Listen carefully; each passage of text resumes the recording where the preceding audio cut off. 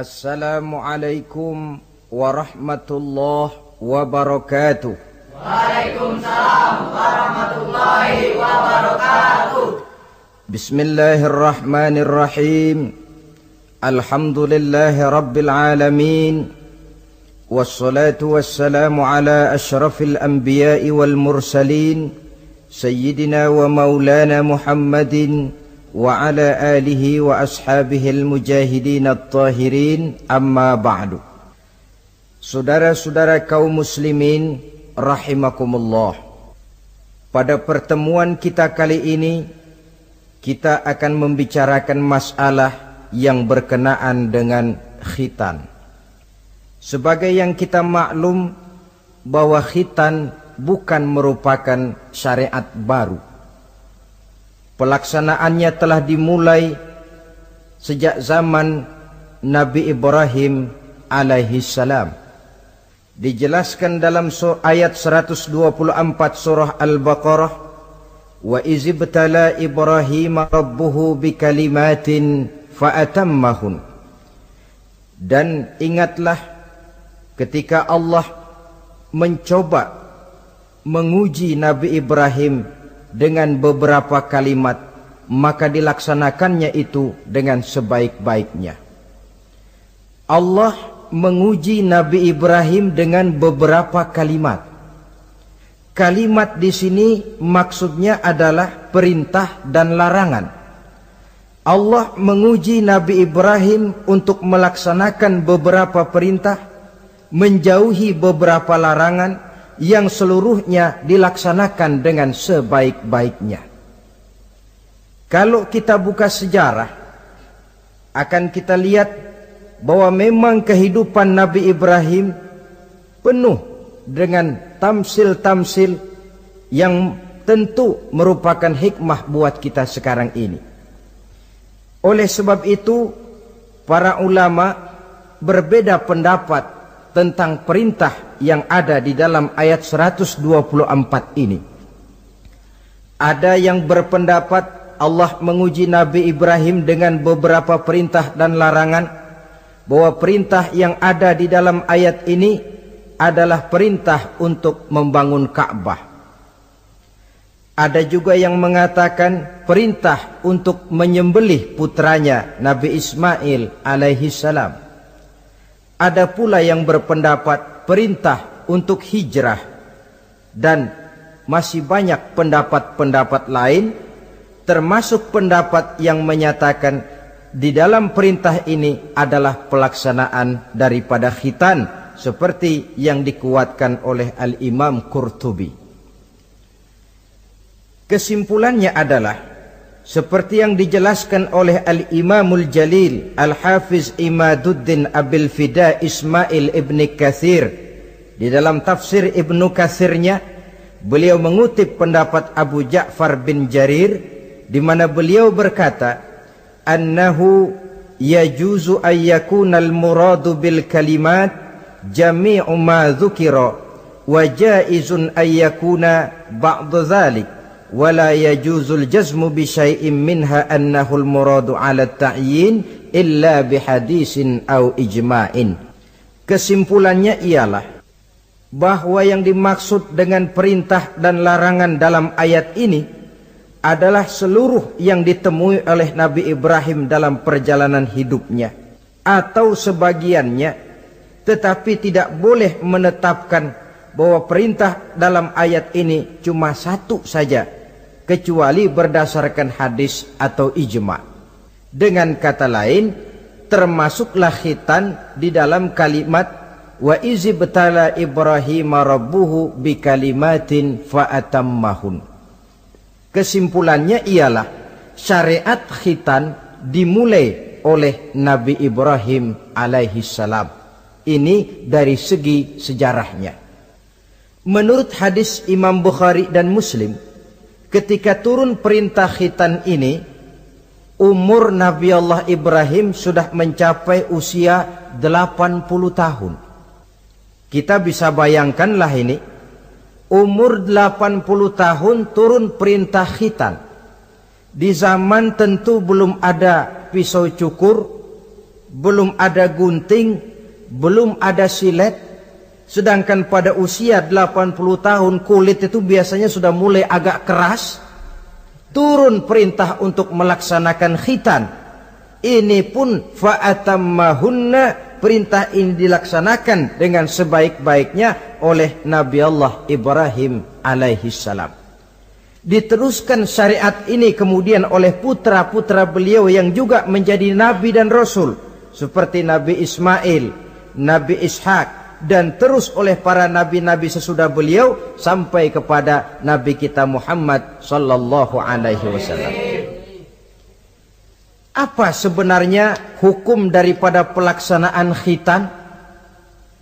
Saudara kaum muslimin yang berbahagia, hukum melaksanakan khitan adalah wajib, baik bagi laki-laki maupun perempuan. Kewajiban ini merupakan kewajiban penunjang. Artinya, yang wajib sebenarnya melaksanakan ibadah. Orang tidak akan bisa melaksanakan ibadah kalau dia tidak bersuci. Dan orang sulit untuk bersuci kalau dia tidak dikhitan. Maka khitan lalu ikut menjadi wajib. Dalam kaidah usul fikih dijelaskan, lil wasail hukmul maqasid. Wasilah mempunyai hukum yang sama dengan tujuan. Contoh, saudara wajib naik ke atas loteng. Ya, wajibnya naik ke atas loteng. Tapi saudara tidak akan bisa naik ke loteng kalau tidak ada tangga. Maka adanya tangga ikut menjadi wajib. Perintahnya cuma naiklah kamu ke loteng. Tidak ada perintah carilah tangga. Tapi lalu dalam proses pelaksanaannya kita tidak akan bisa naik ke loteng kalau tidak ada tangga. Maka adanya tangga ikut menjadi wajib. Allah memerintahkan kita, dirikanlah solat. Wuduklah kamu, bersucilah kamu. Kita tidak akan bisa bersuci kalau tidak dikhitan. Maka khitan itu ikut menjadi wajib hukumnya. Bisa juga dengan kaidah ma la yatimmul wajib illa bihi fahuwa wajib. Suatu pekerjaan yang tidak akan sempurna tanpa sesuatu hal lain, maka sesuatu hal lain itu ikut menjadi wajib juga adanya. Kita tidak akan bisa naik ke atas loteng kalau tidak ada tangga, maka adanya tangga itu ikut menjadi wajib. Di dalam kitab Ghayatul Bayan ala Zubadi bin Ruslan dijelaskan, wal khitanu wajibun ala dzakari wal unsa. Dan khitan itu wajib hukumnya bagi orang Islam laki-laki maupun perempuan, libalighin akilin muhtamilin lahu, yang sudah balik, berakal dan sanggup menahan rasa sakit, satira binasbi kamratin qata'a wahiyal kulfatu minadz zakari wal ismu binasbihi aidan min unsa, yaitu memotong kulit kamrah yang menutupi daripada zakar seorang laki-laki. Adapun bagi perempuan, memotong asal nama potong, tidak seperti halnya laki-laki. Sebab apa? Sebab kulit yang dipotong yang disebut kulfah itu menghalangi orang daripada beristinja secara sempurna. Nah, kalau istinjanya sudah tidak sempurna, maka wuduknya tentu tidak sah. Kalau wuduknya tidak sah, maka sholatnya pun juga ikut jadi tidak sah. Oleh sebab itu, bagi laki-laki merupakan dosa besar kalau dia tidak berkhitan. Ini menurut pendapat Imam Ibnu Hajar. Sedangkan bagi perempuan, karena tidak dikhitannya itu tidak menghalangi istinjanya, tidak merupakan dosa besar. Hanya saja berdosa tidak mengikuti syariat yang diteruskan dari Nabi Ibrahim oleh Nabi kita Muhammad sallallahu alaihi wasallam. Saudara-saudara, ini sekelumit tentang sejarah dan hukum daripada pelaksanaan khitan. Nah, sekarang kita lanjutkan dengan apa hikmah yang bisa diambil daripada pelaksanaan khitan dalam kerangka pembentukan pribadi muslim. Hikmah yang pertama, kalau setiap muslim ditanya kepengen punya anak macam apa, saya yakin jawabannya pasti sama, kepengen punya anak soleh. Betul apa betul? Betul. Apa ada di sini yang kepengen punya anak jadi garong? Tidak. Saya kira jangankan kita yang insya Allah termasuk orang baik-baik, orang yang tidak baik saja tidak pengen kok anaknya tidak baik. Maling saja tidak pengen anaknya jadi maling. Copet saja tidak kepengen anaknya jadi copet. Dia masih bisa bilang sama anaknya, "Nak, bapakmu sudah kadung jadi maling, kamu jangan nurunin." Itu yang ketahuan malingnya. Maling saja tidak pengen kok anaknya jadi maling, apalagi yang bukan maling. Tapi anak yang soleh ini, saudara, bukan proses yang sekali jadi. Anak soleh tidak akan muncul dengan simsalabim. Anak soleh tidak muncul dengan slogan. Prosesnya sudah diawali oleh pribadi sang calon bapak dan calon ibu daripada anak itu. Itulah sebabnya untuk mendapatkan anak yang soleh ada dua usaha yang harus dilaksanakan. Pertama, usaha zohir, artinya usaha yang kelihatan oleh pandangan mata. Apa saja yang termasuk usaha zohir ini? Pertama, pribadi calon bapak dan calon ibunya. Kalau bapaknya ahli sujud, ibunya gemar hadir di majelis taklim, meresap ke dalam kepribadian anak, ikut membentuk dirinya, sifat-sifat yang baik ini diharapkan akan menurun kepada si anak. Pribadi calon bapak dan calon ibu. Sebab ma fil aba fil abna. Bagaimana kebiasaan orang tua, begitulah anak. Kata pepatah, kalau bapak kencing berdiri, jangan heran anaknya kencing kabur. Kalau bapaknya bangun pagi jam 8, insya Allah anaknya jam 9. Jangan berharap anak mau sholat subuh. Kenapa? Bapaknya kasih contoh macam itu. Lalu suasana di rumah tangga, termasuk yang dimakan, yang diminum, termasuk pakaian kedua orang tuanya, ikut membentuk proses anak yang soleh ini. Kita kan tahu Rasulullah Shallallahu Alaihi Wasallam bersabda di dalam hadisnya, "Inna ahadakum yujma'u khalquhu fi batni ummihi arba'ina yawman nutfah." Tiap kamu diciptakan Allah dalam rahim ibunya itu 40 hari nutfah. Nutfah itu maaf, air kotor yang kalau ketemu di jalan kita jijik, dijual juga nggak laku, tapi kita berasal dari situ. Dan itu dihasilkan dari saripati makanan yang dimakan oleh sang calon bapak, sang calon ibu. Kalau calon ibu dan calon bapak senang memakan makanan yang haram, senang meminum minuman yang haram, maka itu akan melahirkan saripati makanan yang membentuk sperma yang dihasilkan dari makanan-makanan haram. Itu pun akan ada pengaruhnya dalam proses pembentukan anak yang soleh. Saya dulu berpikir, kenapa Islam ini kok kelihatannya sedikit-sedikit mesti ada doanya.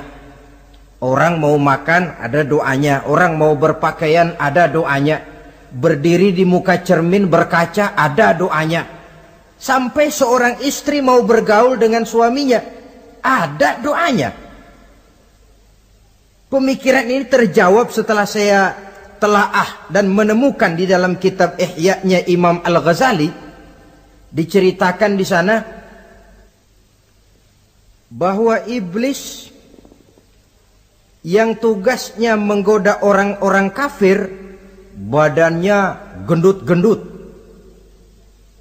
Sedangkan iblis yang tugasnya menggoda orang Islam, badannya kurus, krempeng, ceking kayak morfinis. Satu hari ketemu di jalan, karena satu profesi, ngobrol. Ini iblis yang tugasnya menggoda orang kafir bertanya kepada iblis yang tugasnya menggoda orang Islam. Badanmu kenapa kurus macam begitu? Kata yang menggoda orang Islam, bagaimana saya tidak mau kurus? Saya ini ditugaskan menggoda orang-orang Islam. Orang Islam itu kalau dia mau minum, dia baca bismillah. Bismillah racun, saya nggak bisa ikut minum. Dia mau makan, baca bismillah. Bismillah racun lagi, saya nggak bisa ikut makan. Dia mau tidur, tarik selimut, dia baca bismika Allahumma ahya wa amut, racun lagi aja. Saya nggak bisa tidur di selimut, terpaksa tidur di emper, mana keanginan. Dia mau bergaul sama istrinya, dia baca Allahumma jannibna syaitan wa jannibi syaitan fima razaqtana. Racun lagi, saya nggak bisa bantuin, cuma ngeliatin dari jauhan. Bagaimana nggak kurus makan hati? Kata iblis yang badannya gendut-gendut, untung benar saya menggoda orang kafir yang nggak ada bacaan apa-apanya. Dia makan, saya ikut makan. Dia minum, saya ikut minum. Dia tidur di selimut empuk, saya masuk ke dalamnya. Dia bergaul sama istrinya, dikit-dikit saya bantuin. Allah Karim ini, maaflah kalau sudah dibantuin iblis ini, jangan heran anak jadi sangar nantinya. Jadi sejak proses produksi awal, Islam sudah mengajarkan hal yang sedemikian rupa. Pribadi calon ibu bapaknya baik, makanan, minuman, dan pakaian terdiri dari yang halal. Suasana beragama kelihatan di rumah tangga. Ibu ahli sujud, bapak ahli sujud. Ini termasuk proses usaha yang zahir dari orang tua yang menginginkan anak yang soleh. Sampai terjadi proses kehamilan. Proses kehamilan itu kata Nabi 40 hari yang pertama nutfah, 40 hari yang kedua alaqah, 40 hari yang ketiga mudghah. Mudghah itu embrio, cikal bakal bayi. Setelah proses 3 kali 40 hari itu, barulah ditiupkan ruh ke dalam rahim sang ibu. 120 hari atau 4 bulan, perempuan yang hamil itu baru terasa perutnya bergerak-gerak. Ini berdasarkan pengalaman perempuan. Saya sendiri kebetulan alhamdulillah belum pernah hamil.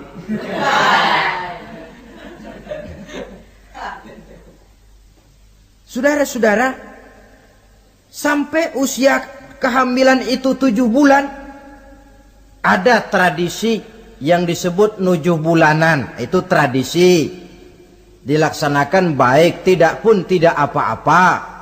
Tidak ada perintahnya memang, tapi juga tidak ada larangannya. Apalagi berkumpul orang membaca ayat-ayat Al-Quran, memohon doa dan sebagainya. Sebab pada kandungan 7 bulan ini, embrio sudah mengarah kepada bentuk positif dari wujud manusia. Di situ dibacakan surah Yusuf, surah Maryam, surah Tabarak, surah Waqi'ah, tafaul namanya. Mengundang rasa optimis supaya membawa keberkahan kepada pribadi sang calon anak yang nanti akan lahir ini. Tapi jangan lupa orang tuanya mulai dengan soleh dulu. Jangan orang tuanya nggak mau sujud, nggak mau ibadah, istrinya hamil dibacain surah Yusuf supaya anaknya cakep kayak Nabi Yusuf. Begitu keluar anaknya kepalanya segi 4 kayak kaleng kerupuk. Apa surah Yusuf yang salah? Tentu saja orang tuanya yang tidak memulai kesolehan itu sendiri. Lalu usia kandungan 7 bulan ke atas, sang calon bapak mulai membantu-bantu istrinya. Kalau malam diusapi perut istrinya yang sedang hamil berat itu, sambil dibacakan surah Al-Insyirah, ya ngusap-ngusap sayang bukan ngusap gemes. Alam nashrah laka sadrak wa wada'na anka wizrak allazi anqadha dhahrak, supaya Allah memberikan keringanan kepada kehamilan istrinya sampai kepada proses kelahirannya. Begitu sang jabang bayi brol lahir ke alam ini, sudah dicegat lagi oleh ajaran agama, diazankan. Diriwayatkan oleh Abi Dawud, kana Rasulullah sallallahu alaihi wasallam azana al-Hasan wal Husain fi uzunaihi al-yumna wa aqama fi uzunaihi al-yusra. Adalah Rasul mengazankan cucunya Hasan dan Husain di telinga kanan, mengkomatkan di telinga kiri. Bayi muslim lahir ke dunia dicegat dengan suara azan. Apa sebab? Bayi yang baru lahir ke dunia ini ibarat kaset kosong. Kalau kaset kosong dipakai merekam, daya rekamnya kuat. Maka bayi yang baru lahir ini, sebelum sempat dia dengar cintaku sedalam lautan Atlantik, belum sempat dia dengar gelas-gelas kaca, belum sempat dia dengar tembok derita,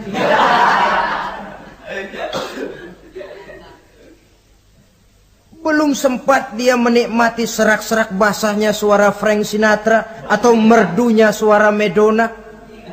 Rekaman pertama yang masuk lafzul jalalah, Allahu Akbar, Allahu Akbar.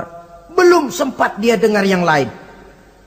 Keagungan Allah yang didengarnya. Kaset kosong diisi dengan rekaman pertama berupa lafzul jalalah. Saudara hadirin yang saya hormati, lalu datang kewajiban orang tua setelah sang anak lahir. Apa itu? Memberikan nama. Jangan lupa, ini proses pembentukan anak yang soleh. Memberikan nama. Walaupun William Shakespeare pernah bilang, what is a name? Apa sih arti sebuah nama? Cuma nama saja kok. Biar adanya di atas lumpur, kalau memang intan, ya tetap intan. Nama itu tidak banyak artinya. Namun pada hakikatnya, nama merupakan bagian daripada doa. Itulah sebabnya Islam mengajarkan khairul asma'i ma hummida wa ubbida. Sebagus-bagus nama yang mengandung pujian atau menggambarkan kehambaan seseorang kepada Tuhan. Mengandung kata-kata pujian, Ahmad, Muhammad, Hamid, Mahmud. Mengandung nilai kehambaan seperti Abdurrahman, Abdurrahim, Abdurrauf. Jangan mentang-mentang ada di Quran anak dinamai Jahannam. Wah, kenapa Jahannam? Itu kan ada di Quran, Pak. Iya, di Quran, tapi lempengan neraka itu. Sekarang ini saya melihat gejala akibat rasa malu beragama. Kan zaman sekarang kadang ada tuh orang malu mengakui Islamnya. Bertemu teman, Assalamualaikum, malu, minder. Berangkat ngaji bawa Quran, malu, minder, rendah diri. Malu mengakui Islamnya. Termasuk diberikan nama yang berbau-bau Islam ini. Malu katanya, kampungan. Bapaknya kasih nama bagus, Ibrahim. Lantaran pengen nyentrik, dia potong Bram. Ibrahim kampungan, Bram aja nih lah. Itu kan cuma nama, Pak. Memang begitu mulanya. Nabi pernah memberikan isyarat, la tattabi'anna sunnana man kana qablakum shibran bi shibrin. Satu saat kau pasti akan mengikuti tingkah laku orang-orang sebelum kamu. Cuma cara kamu ngikuti sedikit-sedikit, sejengkal, sehasta, semeter. Begitu enak kamu ikut-ikutan, sampai yang kamu ikuti masuk ke lubang biawak, kamu pun akan masuk juga ke dalamnya. Mula-mula nama, malu pakai nama Islam. Dari nama pindah ke pakaian. Dari pakaian pindah ke pergaulan. Kalau nama Ibrahim berteman dia dengan Ali, Hamid, Farid, Syauki. Sudah pakai nama Bram, masa Bram temennya soleh nggak nyetel Kalau Bram kan temennya si Blacky. Nah, kalau sudah pindah ke pergaulan, yang saya khawatir pindah agama tidak terasa. Pindah agama tidak lagi terasa. Ini yang kita khawatir. Itulah sebabnya membudayakan nama yang baik ini perlu kita pelihara. Nama sebagian daripada doa. Tatkala orang tua memanggil kita dengan nama yang baik, sudah merupakan doa agar anaknya jadi orang baik-baik. Saudara hadirin yang saya hormati, setelah memberikan nama yang baik, kewajiban berikutnya dari orang tua muslim ialah wa ayyu addibahu, kata Nabi, memberikan pendidikan. Sebab nama yang baik tidak akan banyak menolong kalau tidak diiringi dengan pendidikan. Nama saja Muhammad Mukmin, kerjaan ngadu ayam.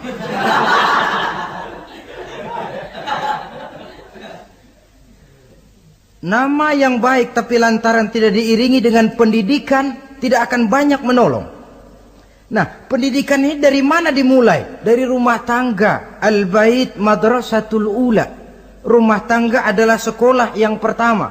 Belum lagi anak kenal TK, ibtidaiyah, tsanawiyah. Yang dia kenal adalah rumah tangganya. Gurunya adalah ibu bapaknya.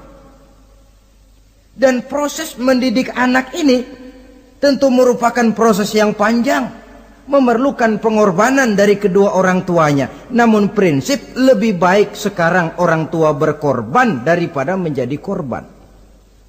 Kalau orang tua tidak mau berkorban untuk mendidik anaknya, percayalah pada suatu saat dia akan jadi korban dilawan oleh kebrutalan anaknya sendiri. Biarlah kita orang-orang tua ini peras keringat banting tulang. Pergi pagi pulang sore, kaki jadi kepala, kepala pun jadi kaki. Untuk satu cita-cita agar anak-anak kita kelak lebih baik daripada kita sekarang ini. Mendidik. Karena kian hari kita dihadapkan dengan kenyataan peledakan penduduk, sulitnya lapangan kerja, persaingan hidup yang makin tajam, sulitnya ekonomi.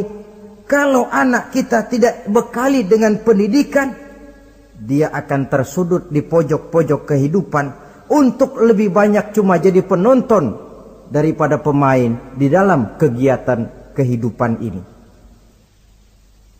Nah, setelah memberikan nama yang baik, lalu mendidiknya, lalu datanglah usaha yang batin di dalam proses pembentukan anak yang soleh ini, yaitu mendoakan anak. Yang baik tentu doa dari orang tuanya sendiri. Sebab kata Nabi, doaul walid li waladihi ka du'ain nabi li ummatihi. Doa orang tua kepada anaknya seperti doa Nabi kepada umatnya. Sebagaimana doa Nabi kepada umatnya tidak ditolak, begitulah doa orang tua kepada anaknya.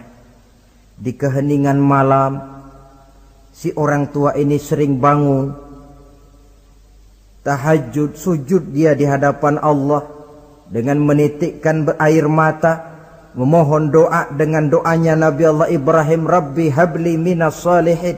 Ya Allah, berikan kiranya saya anak yang soleh. Nabi Ibrahim tidak minta anak pintar. Nabi Ibrahim tidak minta anak yang tampan. Nabi Ibrahim tidak minta anak yang kaya dan punya kedudukan tinggi.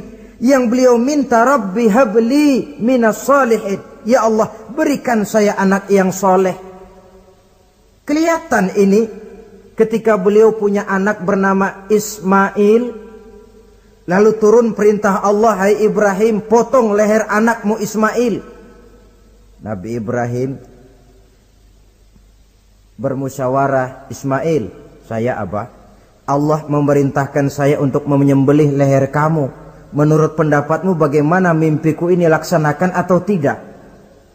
Apa jawab Nabi Ismail? Ini bukti doa anak soleh. Abah, kalau memang itu benar perintah Allah, laksanakan Abah. Ya abati fa'al ma tu'mar, satajiduni insyaallah minas sabirin. Kalau memang itu perintah Allah, Abah, laksanakan, potong leher saya. Anak soleh. Kalau cuma anak pinter tapi nggak soleh, mungkin jawabannya nggak begitu. Nak, bapak disuruh Allah menyembelih leher kamu. Bagaimana nak, laksanakan jangan. Mungkin dia akan jawab, kenapa saya Pak? Bapak aja potong yang udah tuaan.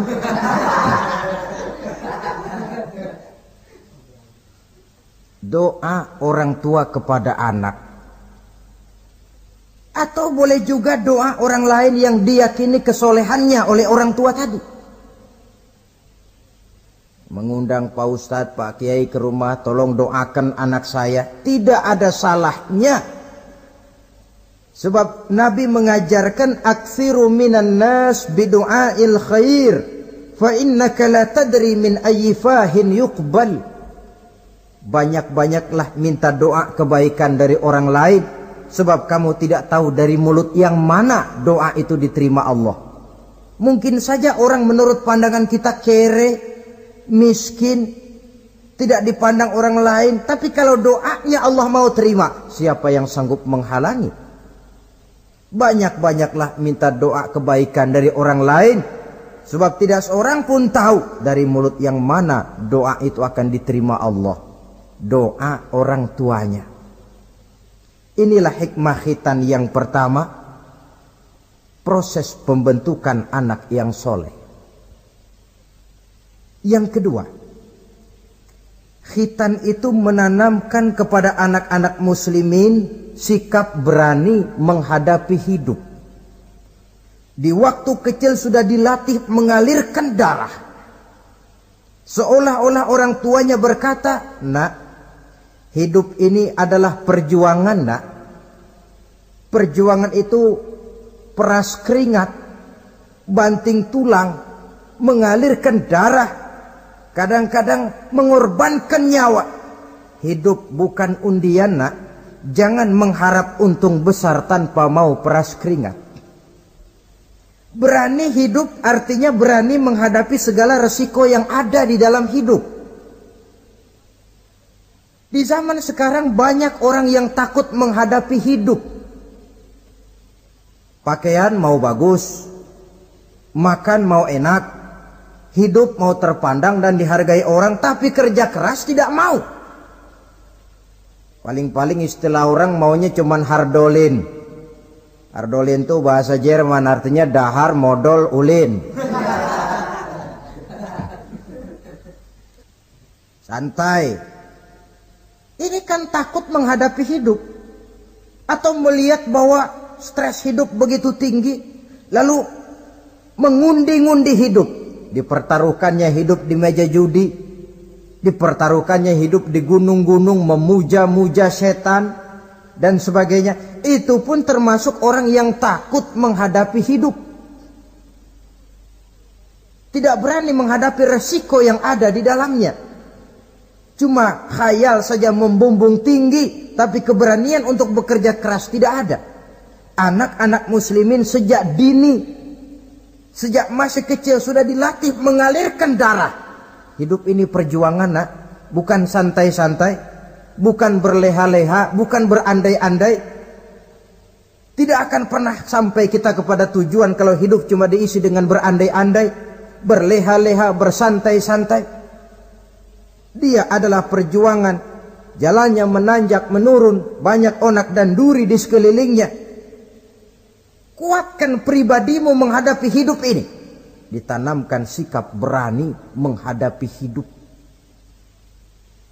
Itu yang kedua. Lalu yang ketiga, khitan pada hakikatnya merupakan peletakan batu pertama dalam arti mempersiapkan anak supaya hidupnya nanti menjadi orang yang sujud kepada Allah. Secara tidak langsung orang tuanya seolah-olah berkata, "Nak, kamu dikhitan sekarang supaya nanti kamu bisa istinja, nak. Kalau kamu sudah bisa istinja, kamu bisa berwudu. Kalau wudumu sah, kamu bisa sholat." Peletakan batu pertamanya lewat khitan. Jadi kalau sudah dikhitan lalu dianggap selesai, sholat tidak diajarkan, wudu tidak diajarkan, ya sama saja dengan membangun rumah. Setelah peletakan batu pertama lalu tidak dilanjutkan dengan membangun yang lain, alang-alang yang bakal tumbuh. Sebab dalam realitanya nanti bukan cuma tubuh kita yang dikhitan, harta kita nanti dikhitan. Cuma khitan harta namanya zakat, infak, sodakoh. Itu kan harta dikhitan supaya bersih. Khitan juga namanya. Karenanya mengkhitan anak, mempersiapkan anak agar menjadi hamba Allah yang sesungguhnya, menjadi manusia yang sujud kepada Allah Tuhannya. Itu merupakan prakondisi ke arah pembentukan manusia yang kelak akan sujud kepada Allah Rabbul Jalil. Peletakan batu pertama mempersiapkan anak untuk hidup melaksanakan ibadah. Dan ini tujuan hidup. Allah jelaskan, "Wa ma khalaqtul jinna wal insa illa liya'buduni." Aku tidak ciptakan jin dan manusia melainkan untuk beribadah kepadaku. Masalah paling pokok bukan bertanya mengapa kita diciptakan oleh Allah, karena kita memang sudah ada. Masalah paling pokoknya ialah untuk apa kita diciptakan oleh Allah. Kalau saudara bertanya mengapa saya dibikin oleh Allah, itu hak Allah untuk menjawabnya. Manusia buntu. Sebab itu pertanyaan kita bukan mengapa kita diciptakan Allah, tetapi untuk apa kita diciptakan Allah. Yang bisa jawab tentu yang bikin manusia. Seperti juga kita tanya, "Pak, untuk apa Bapak bikin bangku?" Yang bisa jawab pasti ya yang bikin bangku toh. Sebagai pembikin, dia tentu lebih tahu untuk apa bangku itu dibikin. Untuk apa manusia diciptakan Allah? Jawabannya datang dari Allah. "Wa ma khalaqtul jinna wal insa illa liya'budun." Aku tidak menciptakan jin dan manusia kecuali untuk melaksanakan ibadah kepadaku. Ini rupanya tujuan penciptaan manusia. Agar kita menjadi orang-orang yang hidup melaksanakan ibadah dalam pengertian yang seluas-luasnya. Sejak ibadah pribadi yang langsung antara kita dengan Allah, seperti sholat, puasa, zakat, haji, sampai kepada ibadah yang tersalur melalui kehidupan bermasyarakat. Umpamanya membangun, memelihara kesehatan, menjaga keamanan di kampung. Yang kalau kita niatkan untuk mencapai ridho Allah, insya Allah itu akan bernilai ibadah. Tujuan penciptaan manusia ternyata tidak lain untuk melaksanakan ibadah. Prestasinya di hadapan Allah bergantung kepada sampai sejauh mana nilai ibadah itu dilaksanakannya. Ini yang ketiga.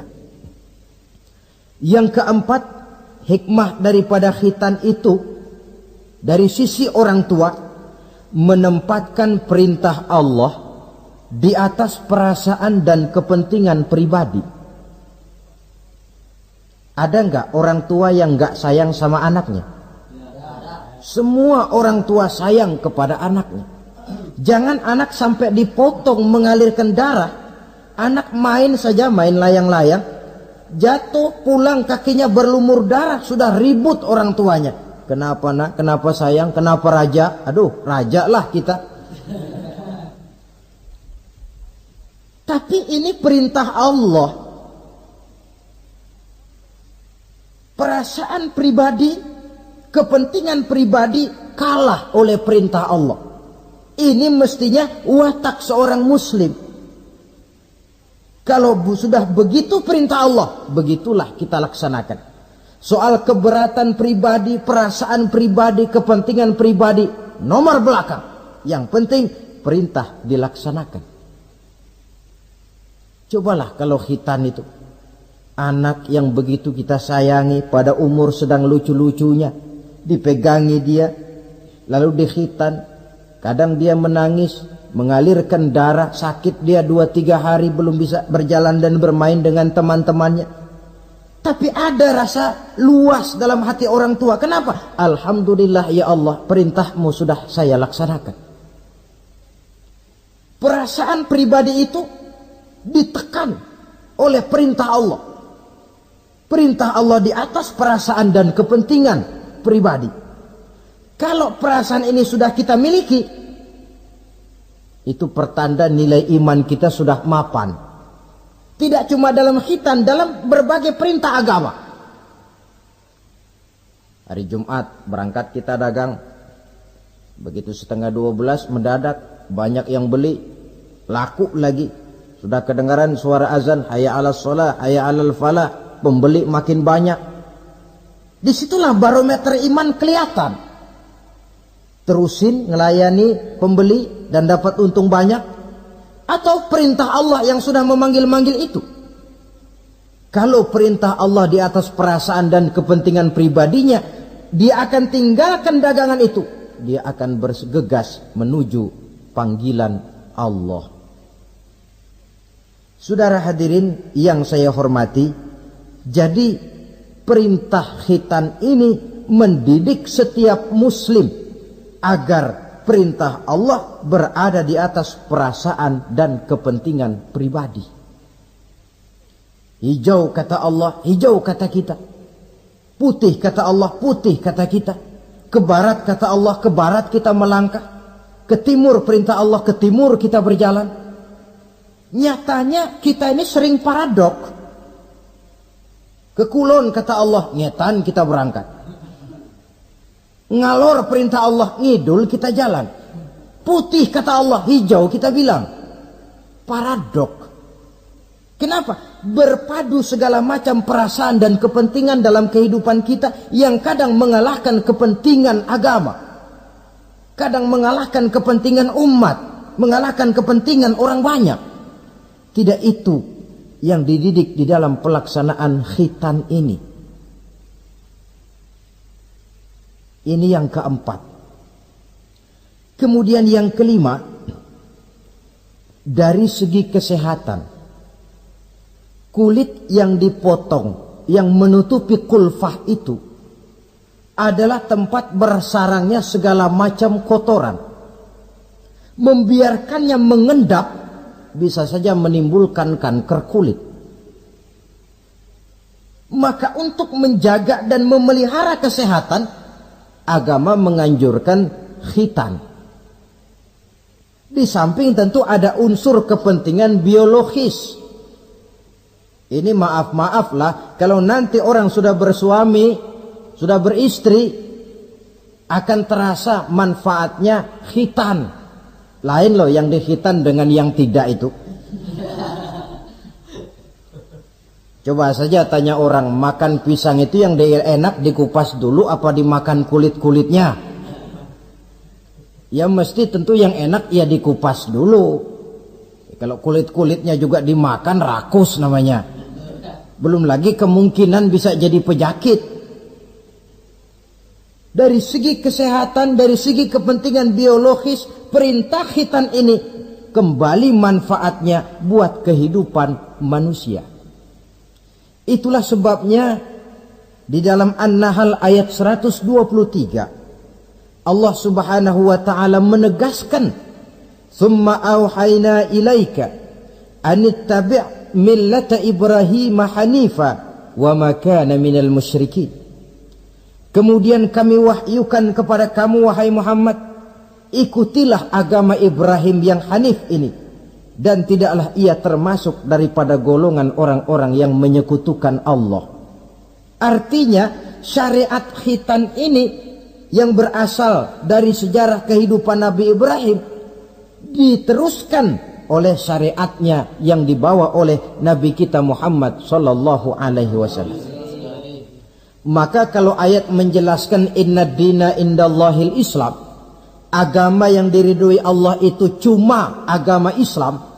Islam yang mana? Islam yang dibawa oleh Nabi Adam, diteruskan oleh Nabi Nuh, diteruskan oleh Nabi Ibrahim, diteruskan oleh Nabi Musa, diteruskan oleh Nabi Isa, dan disempurnakan oleh Nabi kita Muhammad sallallahu alaihi wasallam.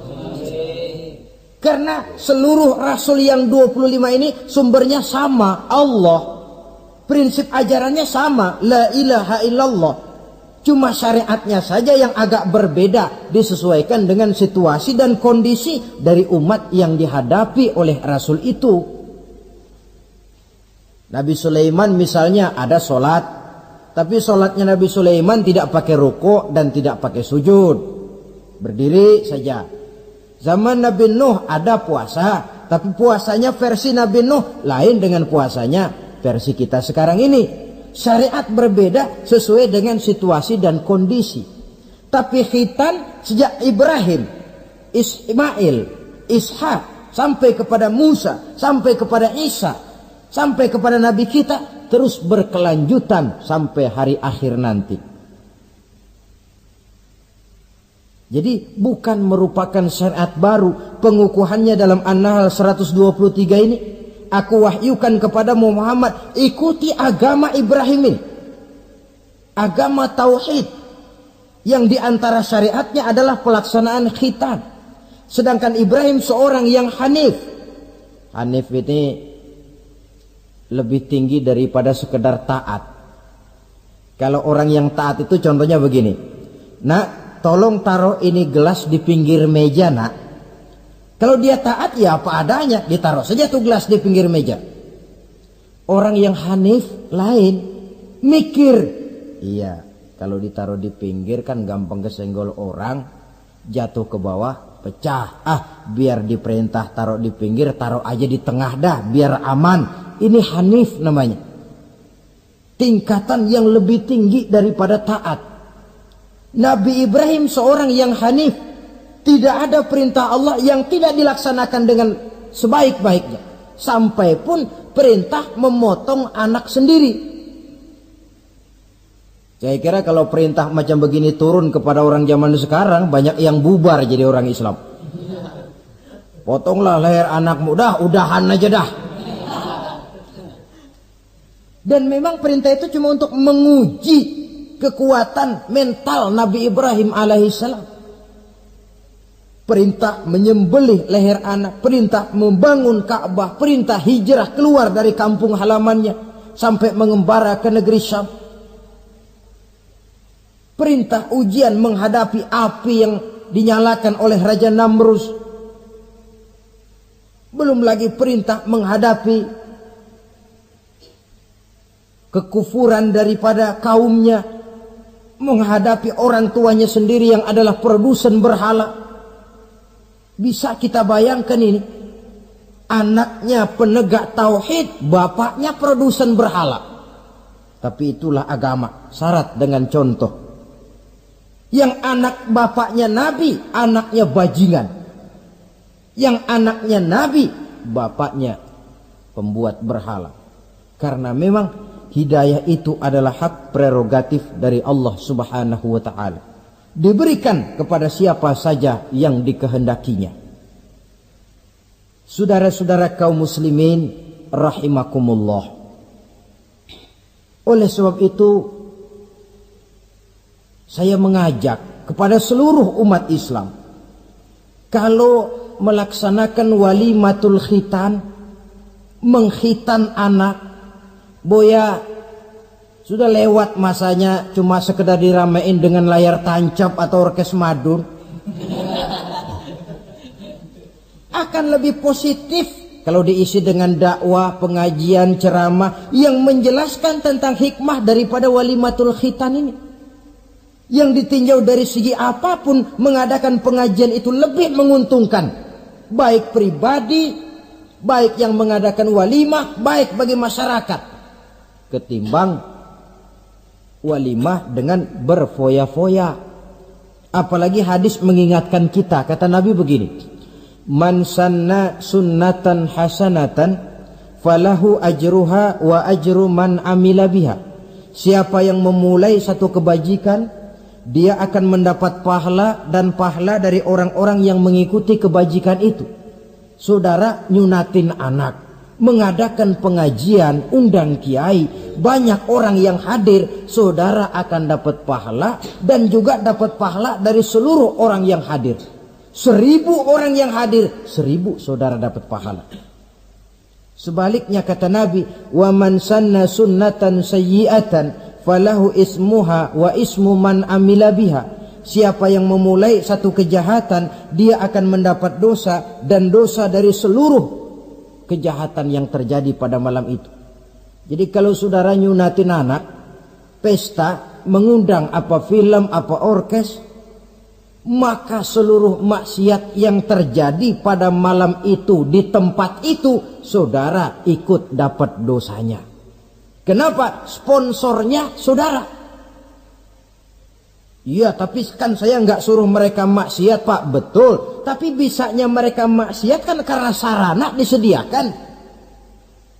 Sponsornya itu. Jadi sponsor kebajikan mendapat pahala. Sebagaimana sponsor kejahatan pun akan mendapat pahala dari nilai kejahatan yang ditimbulkannya. Belum lagi segi keberkahannya. Belum lagi banyaknya orang-orang yang berdoa. 1, 2, 3, 40 orang berkumpul mendoakan anak kita. Masuk dalam hadis doaul arba'in ka doail wali. Doa 40 orang yang berkumpul sudah sama dengan doanya seorang wali. Jangan, inilah yang sering saya istilahkan, kita ini kadang-kadang kontradiksi. Nikah secara Islam, ngadep penghulu, ada 2 saksi pakai ijab kabul, tapi nanti pestanya secara Nasrani, gaya hidup rumah tangganya gaya Yahudi. Nikahnya, khitannya cara Islam, pestanya gaya Yahudi, pendidikan anaknya cara Nasrani. Akhirnya pribadi anak jadi tidak karu-karuan, terlalu banyak diwarnai. Bukankah Nabi menyatakan kullu mauludin yuladu 'alal fitrah fa abawaihi yuhawwidanihi aw yumajjisanihi aw yunassiranihi aw kama qala.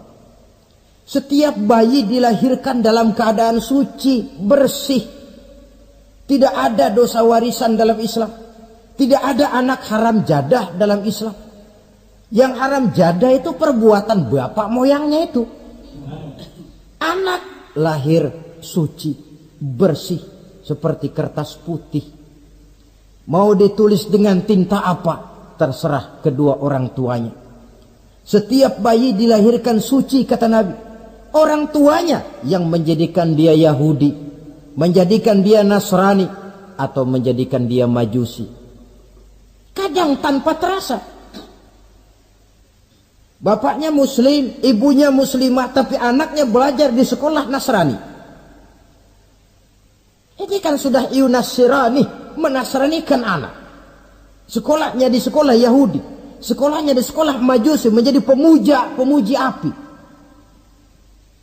Dan anak lebih dari sekedar buah mata belahan hati, dia adalah amanah dari Allah. Gara-gara anak orang tua bisa sampai ke surga. Pun gara-gara anak banyak orang tua masuk neraka. Amanah yang disia-siakan akan menjadi beban daripada orang tua itu sendiri. Oleh karena itu sekali lagi saya mengajak, hidupkan tradisi yang baik dengan memperbanyak pengajian-pengajian, baik dalam walimatul khitan, walimatul arus, atau berbagai kesempatan yang memang mungkin untuk itu. Makin banyak dakwah dan pengajian, insya Allah makin terasa akibat positifnya bagi masyarakat, agama, bangsa, dan negara yang kita cintai ini. Nah, saudara, inilah selintas tentang khitan pada pertemuan kita kali ini. Mudah-mudahan ada hikmahnya. Terima kasih banyak atas segala perhatian. Mohon maaf atas segala kekurangan. Usikum wa nafsi bitaqwallah. Aqulu qawli hadza fa astaghfirullahal azim li wa lakum Wassalamualaikum warahmatullahi wabarakatuh. Waalaikumsalam warahmatullahi